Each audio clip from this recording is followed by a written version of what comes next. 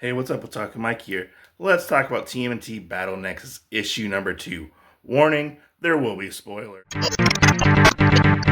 Our story starts out surprisingly enough, not with the fight with Leonardo and the Shredder like it said we were going to in the last issue, but we start out with a flashback of Savante Ramiro being banished to this weird time dimension, stripped of his powers, left there to basically die and wither off into existence. But luckily enough, Savante Ramiro actually finds a magical portal. How did he find it? It just pops up, and he actually ends up getting out of this limbo. Savante ends up actually making it his life's mission to destroy the turtles. Not just these turtles, but maybe some more turtles. So we actually end up going into the fight with the Shredder and Leonardo, which surprisingly enough, Leonardo is like, I've taken on the Shredder before, I can beat him again. Unfortunately, this is not the same Shredder that Leo has actually fought, which he makes it quite clear, the Shredder does, that I am not your Shredder at all. Shredder actually starts to go after Leonardo and starts to belittle him and tear him down, getting the one up on him. And he is actually the superior fighter at this point, which Leo is having a really hard time holding his own against the Shredder. But Leo actually gets the upper hand by throwing some ninja stars at the Shredder, getting a somewhat advantage distance between him and the Shredder, which leads to Savante Ramiro actually coming and interfering and giving the Shredder a sword. Unfortunately, this does not work out for Leonardo because Leonardo ends up actually perishing in this particular round. All the turtles are in shock that Leo actually lost this fight, and we see Raphael start to rage and break his shackles and wants to go after Savante Ramiro. Sadly, he does not get to him because Ninjara gets to him first and beats him up.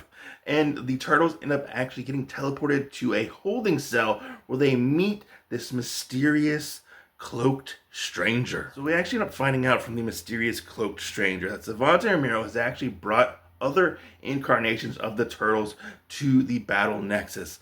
Our turtles that we have in this issue are not the first turtles to show up in the Battle Nexus. And we get this pretty cool montage of the different champions of Savante taking on these other turtles, which is actually pretty cool. We actually do get this interesting scene from Mikey and the cloaked figure. He starts asking, how is Slash alive? How did he survive the nuclear explosion?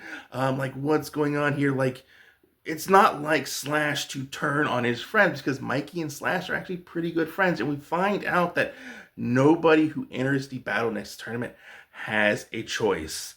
They all have to fight. And we find out that no turtle has won against the champions of Savante Ramiro. As this is all going on, we see Raphael in the background yelling, screaming, trying to break out of this holding cell that they are in. And Raph basically says, look, whoever you have next, I want them, and they are no match for me. And who happens to show up but his ex-girlfriend, Alupex. All right, so let's take a look at the internal artwork for this issue. Here is your creative team right here. I will say, I think this is the artist from the first issue, or I could be wrong. The artwork does look slightly different than the first issue, so I don't know if it's a different artist or not. But the artwork is decent. It is passable for what you get for a typical TMNT book, I would say. It didn't really blow me away 100%, but I did enjoy the scenes with the Shredder and Leonardo. This is probably the highlight of the book, is this fight scene art-wise. It is actually a very well done fight scene, in my opinion. Where I feel like this could have been a little better, just a little tad bit better, is in the depiction of the OG Shredder that we have here. I felt like maybe they could added a little touch of like cross hatching or hatching and to make him look more like the Kevin and Peter Shredder. Like, I thought that would be kind of cool, like to make him stand out a little bit. But you know, that's just me personally. Nitpicking as an artist myself and what I would possibly do. But you know, that's just me. I'm not saying like the art is bad, but you know, I'm critiquing this obviously. Where I feel like this also kind of is a little off is some of the character models seem a little off, especially with like Alupex and Ninjara. It just looked a little weird from the last issue to this issue. It was just a little jarring. I don't feel like their models, or mostly Ninjara's model, was on point like it was in the last issue. Um, but yeah, there's just tiny little nitpicks. But for the most part, I did actually enjoy this, especially where we get like this tiny little montage of the other Ninja Turtles, that other incarnations of the Turtles. And I like this, like how he stands out, where he looks like he does not belong to this universe. The mysterious stranger, which I kind of wish they did that more with like the Shredder. But it is what it is, you know, to each their own when it comes to art. Beauty is in the eye of the beholder, obviously. So, what did I think of issue number 2 of Battle Nexus? Well, I did actually enjoy this issue.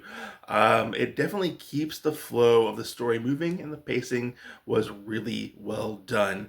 I was really surprised that they actually led off with OG Shredder. I really thought they were going to be dangling him like a carrot. As you know, I read this book, and he was not really going to be in this, but he was in this front and center, and he basically took on Leonardo and wiped the floor with Leo, which I was very surprised that that actually did happen. It was not what I was expecting at all. Where I feel like this is a little detriment to the book, because they did advertise it in like all these books, were all the different incarnations of the turtles. We don't get that in this book.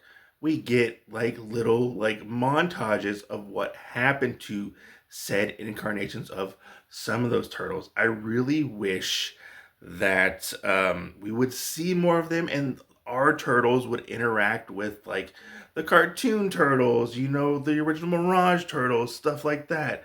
But they don't at this point, which is it's kind of a letdown, to be honest. But I'm hoping with like the issues moving forward, we will see some of these turtles come into play, because we do have this mysterious stranger who really seems like he is another turtle, and he just seems very like out of place. Even art wise, he is like drawn differently, it seems like, than the other characters in this. So I'm really interested to see like what he has to do with the story, and like what is gonna happen, because I feel like all the cards are on the table. If Leo got taken out, like the stakes are pretty high at this point, which is very surprising, because well, a lot of these crossovers, we don't really have like a lot of stakes. Everything gets reset, which some things might get reset in this. I don't think Leo is officially like dead and gone, but you know, he is taken off the board at this moment, which is a surprise. But I would love to hear your thoughts down below. Please let me know your thoughts down below. If you're reading this, are you not reading it? Are you interested in reading it? I would love to hear your thoughts. I'm a Talking Mike. Peace out. Stay safe. I'll go read some comic books.